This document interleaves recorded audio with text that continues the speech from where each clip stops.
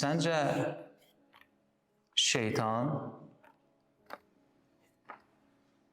ən çox sən nə edəndə qorxur? Və mən fikirləşdiyim zaman ağlımdan dua keçirdi, kəlamı yaxşı bilmək keçirdi və o cavabımı gözləmədən mənə cavab verdi. Biz insanları sevəndə. Biz sevgi ilə dolu olanda.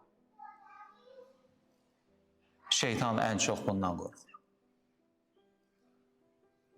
Bu söz mənim üçün o qədər yeni bir şəkildə gəldi ki, mənim şuuruma, o qədər yeni bir şəkildə mənim ruhuma toxundu ki, sanki mən sarsılmış bir vəziyyətdə idim. Və sonra o mənə növbəti sualları verməyə başladı. O dedi, sən sevmədən, məhəbbətlə dolu olmadan kəlam oxuya bilərsən? Mən dedim, bilərəm. Sən sevmədən, məhəbbətlə dolu olmadan dua edə bilərsən? Mən dedim, bilərəm.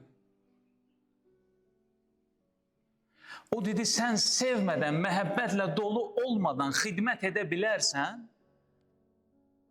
Dedim, bilərəm. Və o dedi, aç, kəlamı oxu, bütün bu etdiklərin heç nədir. Heç nədir.